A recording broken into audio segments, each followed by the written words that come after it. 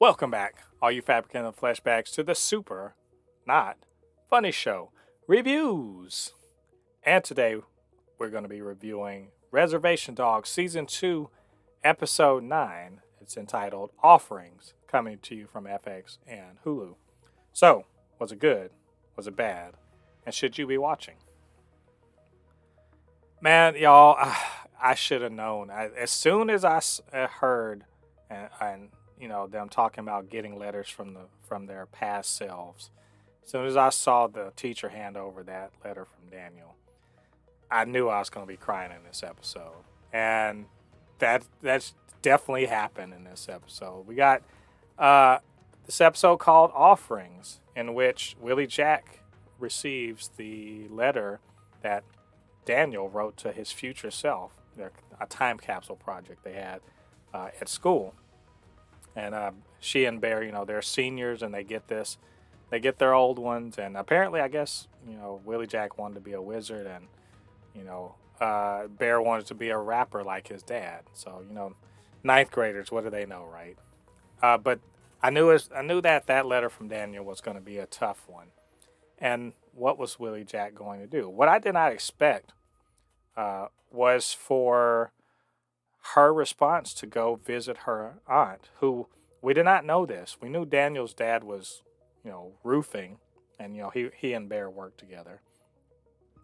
What we didn't know, or we didn't expect, was for Daniel's mother to be incarcerated, and so Willie Jack goes to the prison to go see her aunt, who she hadn't seen presumably since she got locked up. And it was such an interesting way into this. We don't know anything about Hoki, who is Daniel's mother, except that she is in prison and she can see spirits. We see the spirit of a woman who was in the Trail of Tears there with her, who's encouraging her. And we know that. She's not expecting visitors at all. This is as expected, a Willie Jack focused episode, and like all of the character focused episodes, the episodes where they really zoom in on the characters, we, as usual, get way more insight into who Willie Jack is as a person. But I was surprised that this one wasn't just about her; it was also about Hoki, who we don't know. But by the end of the episode, we definitely do. We know something very important about her. We know many things very important about her. And it all plays out beautifully. I go on and on. Every time I do one of these reviews, I'm like, man, I love this show. But the truth is that every episode, my love for this show deepens. Because every time they have an episode, they reveal more about these characters that I didn't know before. And I'm enriched by my understanding of who these people are. And who Hoki is a woman that's in pain, trying to numb that pain by cutting herself off from her family, by cutting herself off from any source of memories. She says, when she sees Willie Jack, that she sees Daniel because they're cousins. And Willie Jack says the same thing. When she sees her, she sees Daniel. So the long shadow that Daniel's suicide casts over this show, over the people that are in this show, is it's almost a physical presence within the show. And seeing how the ripples of that have kind of washed over the lives of these people is interesting, and it's also it invests you emotionally in what's going on. To see them reconnect at that table in the prison. Here's the thing. This is This is a comedy. There are funny things about this episode. The married couple that fights. There's the fun and funny, but also kind of meaningful interaction that Willie Jack has out in the waiting area with a man that's there to see his daughter. And the way they sort of just strike up this conversation. And he says like something interesting. He says like he wears hats, to keep God from seeing his thoughts, and boots to run away from the devil. And she asks, "Are slides good?" And he's like, "Fuck yeah." And it's just that little interaction, the way Willie Jack, she's sort of soaking up this wisdom. Like I'm totally under the impression, I believe, that she's going to be the medicine woman, if you will, the wise woman. She is going to be the one for her friend group, the Rez Dogs, the Reservation Dogs. She's going to be that person because she is soaking up this wisdom. This that little bit of insight that he provides. Just it's something that it's going to become part of her. And by the same token, when she meets with and talks with her aunt, and starts off awkwardly, but the love, between them, sort of breaks that ice. But the fact is that she's open to accepting the wisdom of her aunt too. She's been hurt by the fact that she went off and doesn't want to have anything to do with anyone, but she also understands, and she looks to her as not just a loved one, but as someone, an elder, as she calls her.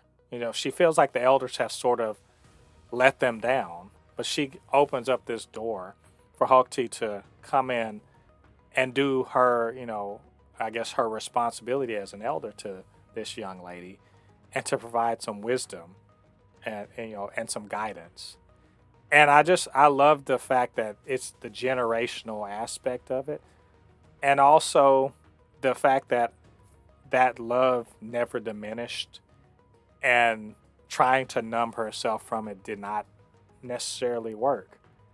That seeing Willie Jack really did, remind her that she does have a responsibility, and she does have a love and an affection for Willie Jack, and also for the rest of the Rez Dogs. So nicely played out there. And I love also the fact that she's sort of a reluctant medicine woman, that she's a reluctant wise woman that knows she can see spirits and knows that they're real. And, encouraged by the young lady from the Trail of Tears, and really kind of chastised, she becomes the conduit by which Willie Jack can also commune with her ancestors. And it culminates in this really awesome and moving scene in which Willie Jack is praying and feels the presence of all of those ancestors, and feels the reassuring, touch on her arm. And I just want to say, Paulina Alexis just doing just like, career work. I can't. She's for such a young lady. She was just completely dialed into this role. That whole little part, where she's, breathing deeply, and just tears are rolling and everything.